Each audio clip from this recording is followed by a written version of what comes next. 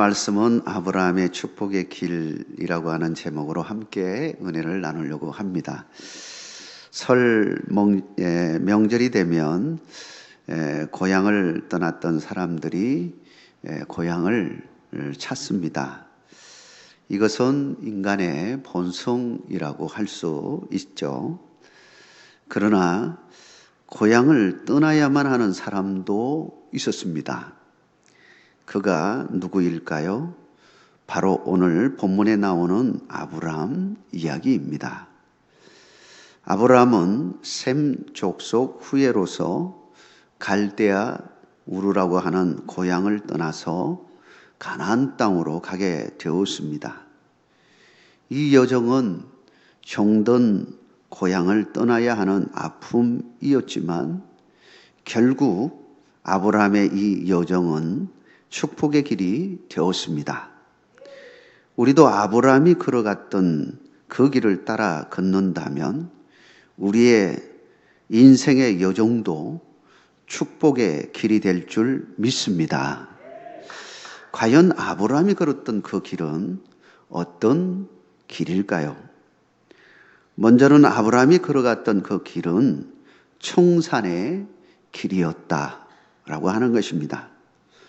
본문 1절 말씀을 보면 여호와께서 아브라함에게 이르시되 너는 너의 고향과 친척과 아버지의 집을 떠나 내가 네게 보여줄 땅으로 가라 라고 말하고 있습니다. 1절을 보면 먼저 하나님께서는 아브라함을 부르셨다는 사실을 알 수 있습니다. 즉 축복의 길은 무엇보다도 하나님의 특별하신 선택하심과 부르심이 있어야 한다는 것을 알 수 있습니다. 하나님의 선택하심과 부르심이 없다면 우리는 하나님께 나아갈 수도 또 하나님을 만날 수도 없는 것이죠. 그러나 그렇다고 우리 인간이 아무것도 안 해도 되냐? 그 뜻은 아닌 것입니다. 분명히 우리 인간이 해야 할 일이 있는 것입니다. 하나님은 아브라함에게 그가 해야 할 일을 가르쳐 주고 계십니다. 그것이 무엇입니까? 바로 너의 고향과 친척과 아버지의 집을 떠나라고 하는 것입니다. 이 길이 어떤 길입니까? 바로 청산의 길인 것입니다. 즉 축복의 길은 1차적으로 청산의 길임을 우리는 깨달아야 합니다. 아브라함은 하나님의 명령에 따라 고향과 친척과 아버지의 집을 떠나게 되었습니다. 고향을 떠난다는 것 쉬운 일 아닙니다. 사랑하는 부모님과 가족들을 떠난다는 것 큰 아픔일 수 있습니다. 근데 왜 하나님은 그곳을 떠나라고 하는 것일까요?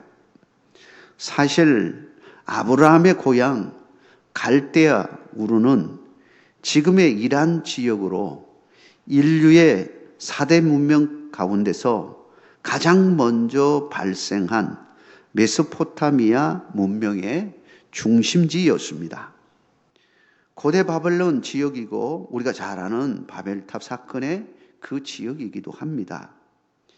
이곳은 우상 숭배와 죄악이 만연했던 곳입니다. 하나님의 선택과 부르심을 받은 아브람 그리고 그의 식구들은 이곳을 떠나야만 했습니다. 이곳에서는 하나님의 부르심을 받은 백성으로서 세상과 구별된 거룩한 삶을 살아갈 수 없었고 하나님의 뜻을 이룰 수도 없었던 곳이었습니다. 아브라함은 죄악의 땅 문명으로부터 나와야만 했습니다. 아브라함은 하나님의 명령에 아멘으로 응답했습니다. 아브라함은 하나님께 어떠한 반문도 하지 않고 갈대아 우르를 떠났습니다. 아브라함은 무엇보다 먼저 청산의 길을 선택한 것입니다. 축복이란 무엇보다 먼저 우상 숭배와 죄악과 타락으로부터 떠나는 것임을 잘 보여주는 것입니다. 우리의 여정도 마찬가지입니다.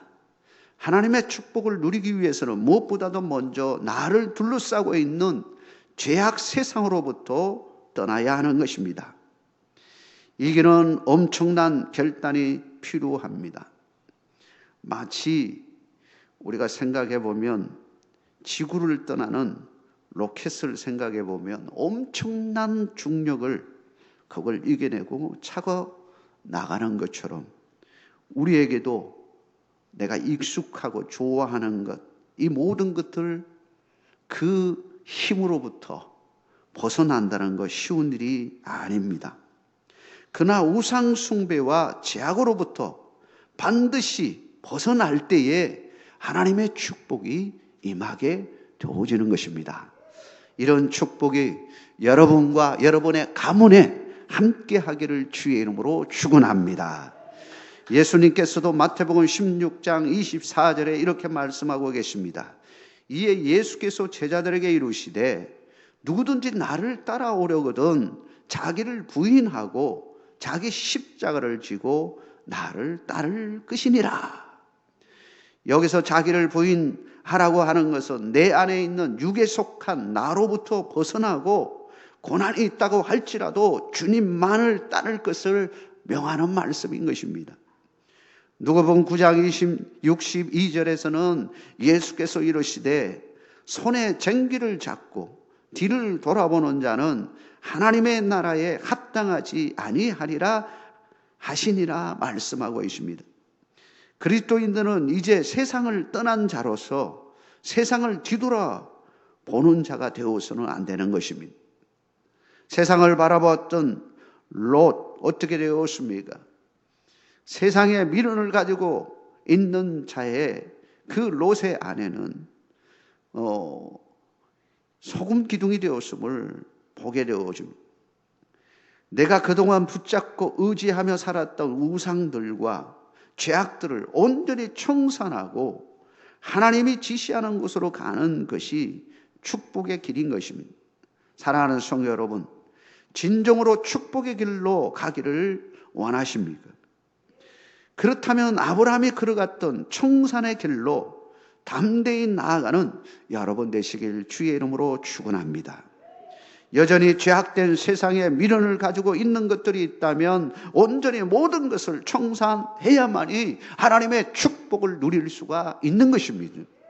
우리 가정도 마찬가지입니다. 우리의 가정에 있는 우상들과 우리가 가지고 있는 그 세상적인 것들을 버리지 아니하고는 하나님의 길로 나아갈 수가 없는 것입니다. 이 길은 하나님의 축복에 함께하는 길이기에 우리는 담대함으로 나아갈 수 있는 것입니다. 하나님의 은혜가 여러분과 함께하기를 주의 이름으로 축원합니다. 두 번째로 아브라함이 걸어갔던 길은 언약의 길이었습니다. 모든 족속, 모든 나라, 모든 사람들이 받아야 할 복을 주시겠다고 하나님께서 아브라함에게 약속하신 말씀입니다. 이것은 원대한 하나님의 꿈인 것입니다. 하나님이 아브라함을 선택하신 것도 이 원대한 하나님의 꿈을 그를 통해서 실현하기 위하여 하나님이 부르신 겁니다. 2절 말씀에 보면 이렇게 말합니다. 내가 너로 큰 민족을 이루고 네게 복을 주어 네 이름을 창대하게 하리니 너는 복이 될지라 라고 말하고 있습니다.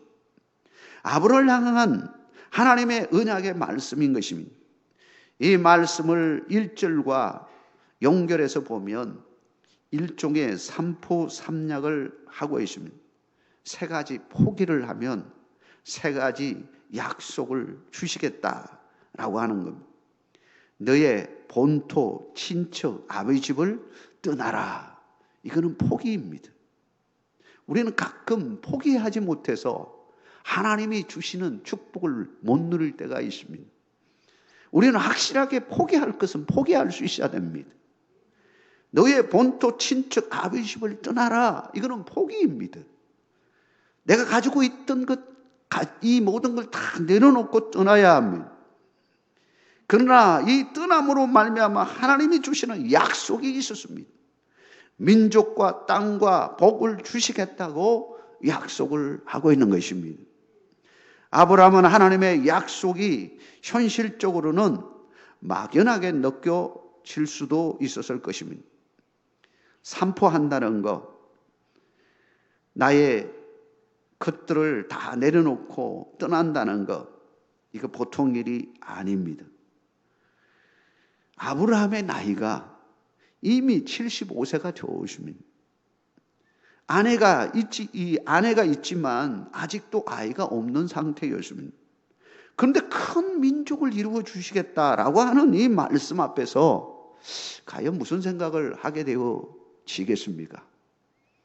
야, 아이도 없고 내 나이가 이미 75세가 되었고 이런 상황 속인데 이 큰 민족을 이루어 주겠다. 의심할 수도 있지 않겠습니까? 그러나 그는 하나님의 약속의 말씀만을 믿고 본토 친척 아비 집을 떠나게 되어집니다. 아마도 그가 본토 친척 아비 집을 떠난다고 했을 때에 많은 사람들이 말렸을 것입니다. 아마 친구들도 말렸을 것이고 주위 사람들이, 이웃 사람들이, 아니 친척들이, 가족들이 말렸을 겁니다. 아니 이 사람아, 이 좋은 땅, 이렇게 풍성한 문화를 가지고 있는 이 땅을 떠나서 어떻게 살려고 그래? 좋은 친구들, 좋은 집을 놔두고 어디를 떠나려고 하냐? 라고 아마 붙잡았을 것입니다. 분명히 그랬을 것입니다. 그러나 그는 많은 친구들과 친척들의 만류에도 불구하고 그곳을 과감하게 떠납니다. 정말 그는 하나님의 언약의 말씀만을 믿고 그곳을 떠나게 되어지는 것입니다. 바로 이 믿음이 아브라함으로 하여금 열국의 아비라고 하는 아브라함의 복을 받는 이유가 되어진 것입니다. 사랑하는 성도 여러분, 하나님의 언약을 굳게 붙잡고 나아가시기를 주의 이름으로 축원합니다. 이것이 믿음입니다. 하나님의 언약을 붙잡고 사는 삶이 믿음의 삶인 것입니다.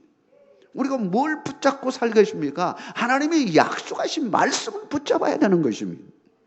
히브리서 11장 1절과 2절에 이렇게 말하고 있습니다. 믿음은 말하는 것들의 실상이요 보이지 않는 것들의 정건이 선진들이 이로써 정거를 얻었느니라. 여러분, 믿음은 바라는 것들의 실상이라고 말했습니다. 지금은 실상 보이는 것이 아닙니다. 그러나 하나님이 행하실 일들을 믿음으로 바라보고 그걸 받아들이는 것이죠. 보이지 않는 것들의 정근이라고 했습니다. 지금은 눈에 보이지 않지만 믿음으로 이미 받은 줄 믿고 나아가는 것입니다. 사랑하는 성도 여러분, 그런 믿음이 있기를 주의 이름으로 축원합니다. 보지 못했지만 본 것처럼 확신을 가지고 가는 것입니다. 아브라함은 오직 하나님께서 말씀하신 그 말씀, 그 언약의 말씀을 붙들고 그 좋은 땅을 떠나게 되어줍니다. 예수님께서 의심이 많았던 도마에게 이런 말씀을 하시죠. 요한복음 20장 29절에 보니까 예수께서 이르시되 너는 나를 본고로 믿느냐? 보지 못하고 믿는 자들은 복되도다 하시니라. 우리는 지금은 실상으로 이게 잡힌 것이 없지만 믿음으로 이미 하나님이 주신 걸 믿고 붙들고 나가는 믿음이 있어야 되는 것입니다. 우리는 항상 하나님의 언약의 말씀에 근거하여 믿고 나가야 하는 것입니다. 왜냐하면 우리의 경험은 항상 잘못될 수 있다는 사실을 깨달아야 합니다. 우리가 본 것, 우리가 경험한 것, 내가 알고 있는 것, 진리가 아닌 것들이 얼마나 많습니까? 진리는, 참된 것은 오직 하나님의 말씀만이 진리임을 믿으시기 바랍니다. 그러므로 우리는 항상 하나님의 언약의 말씀을 붙잡고 살아야 되는 것입니다. 아브라함은 오직 하나님의 언약의 말씀을 붙잡고 나아갔습니다. 그래서 2절에 내가 너로 큰 민족을 이루고 네게 복을 주어 네 이름을 창대하게 하리니 너는 복이 될지라. 이 말씀을 부여잡고 흔들 때마다 다시 한번 하나님 앞에 무릎을 꿇고 기도하며 이것이 하나님의 뜻입니까? 묻고 나갔던 아브라함을 보게 되어지는 것입니다. 여러분, 이 축복은 참으로 귀한 아브라함에게 주었던 이 복은 값진 복인 줄 믿으시기 바랍니다. 하나님이 약속하신 이 복은 결코 값싼 복이 아닙니다. 우리가 받게 될 복은 값진 것이라고 하는 것입니다. 아브라함에게 약속하신 복은 인류를 향한 하나님의 축복의 말씀이었습니다. 너는 복이 될지라. 여기에 얼마나 놀라운 비밀이 숨겨져 있습니다. 이 말씀이 그로부터 2000년 후에 그대로 성취되어졌습니다. 바로 예수 그리스도를 통한 구원을 예언한 말씀이었던 것입니다. 복 중의 복은 오직 예수 그리스도를 통한 구원의 복임을 믿으시기 바랍니다. 구원받지 못한다면 이 땅에서 아무리 누리고 산들 무슨 의미가 있겠습니까? 그러므로 아브라함에게 주어진 축복은 결코 값싼 은혜가 아니었습니다. 결코 우리가 갚을 수 없는 값진 은혜인 것입니다. 사랑하는 성도 여러분, 바로 하나님의 언약은 예수 그리스도에 대한 언약이었음을 믿으시기를 바랍니다. 메시아 되시는 예수 그리스도를 이 땅에 보내주시겠다고 한 것이고 이것을 아브라함의 후손을 통해 이루시겠다라고 하는 말씀인 것입니다. 결과적으로 아브라함은 모든 민족, 모든 나라, 모든 사람들에게 축복의 통로가 된 것입니다. 따라서 마가복음 1장 1절에는 이렇게 시작하고 있습니다. 아브라함과 다윗의 자손 예수 그리스도의 계보라.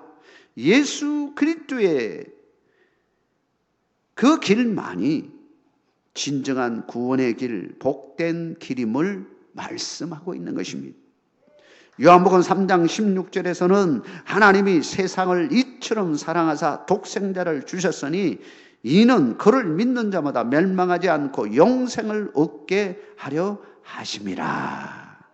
예수 그리스도를 통하지 아니하고는 진정한 복된 삶으로 나갈 수 없음을 말씀하고 있는 것입니다. 이번 주 수요일부터 이제 제 수요일로 들어가면서 사순절이 시작이 되어집니다. 아브라함에게 약속하셨던 복이 바로 예수 그리스도를 통한 구원의 복이었음을 우리가 묵상하면서 나아가는 귀한 은혜의 시간이 되어지는 것입니다. 예수 그리스도의 길, 그 길만이 영생의 길이요 천국에 들어가는 축복의 길임을 믿으시고 주 안에서 어떠한 어려움 속에서도 언약의 말씀 부여잡고 승리하는 여러분 되시기를 주의 이름으로 축원합니다. 마지막으로 아브라함의 축복의 길은 순종의 길이라고 하는 것입니다. 아무리 하나님의 선택과 부르심이 있다고 해도 그리고 언약의 축복의 말씀이 있다고 해도 그 말씀을 믿고 순종하지 못한다면 그것이 내 것이 될 수가 없습니다. 아브라함이 하나님의 부르심에 응답하지 않았다면 어찌 열국의 압이라고 하는 아브라함이라고 하는 이름을 가질 수가 있었겠습니까? 그가 하나님의 약속을 굳게 붙잡고 순종의 길을 선택할 때 그는 하나님이 약속하신 대로 복을 받게 된 겁니다.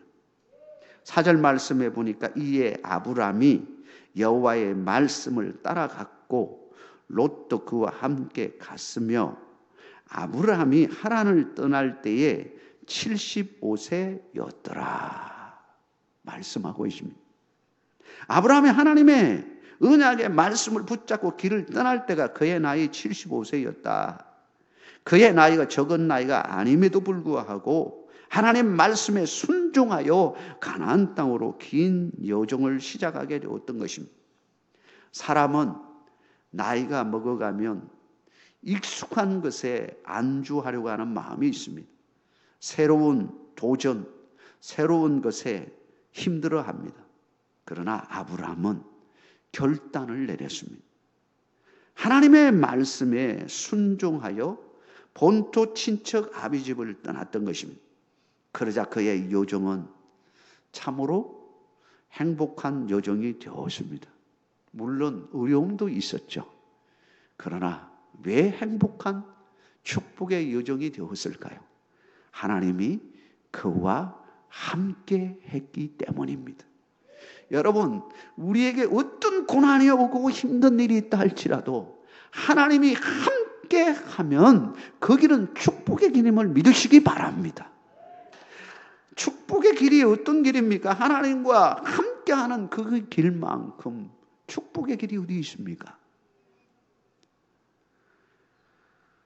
아브라함은 하나님의 명령에 따라서 가나안 땅에 들어갔는데 세겜이라고 하는 그 땅에 이르자 하나님께서 그에게 나타나셔서 축복의 말씀을 다시 한번 해줍니다. 7절 말씀에 이렇게 말합니다. 여호와께서 아브라함에게 나타나 이루시되 내가 이 땅을 네 자손에게 주리라 하신지라. 자기에게 나타나신 여호와께 그가 그곳에서 제단을 쌓고 그리고 여호와의 이름을 불렀더라 말하고 있습니다. 여러분,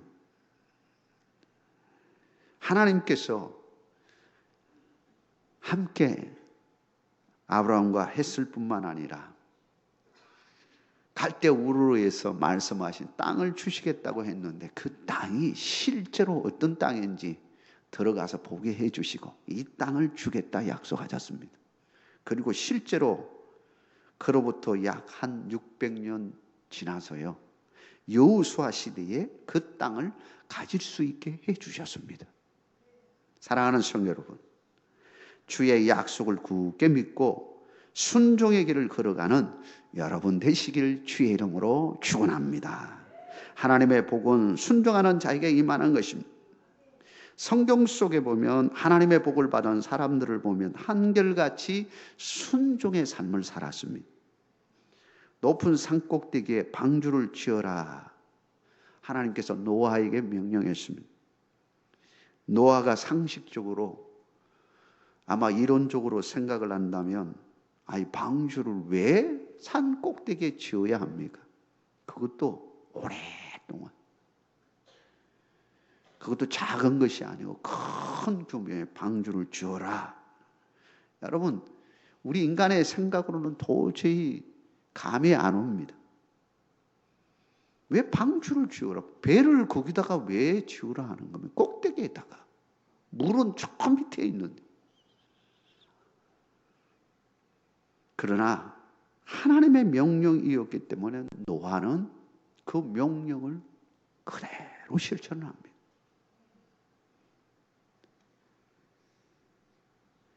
아브라함은 갈 바를 알지 못하나 하나님의 언약의 말씀을 붙들고 하나님이 지시하는 대로 갔습니다. 우리가 살다 보면 때로는 힘들고 어려운 때가 있습니다.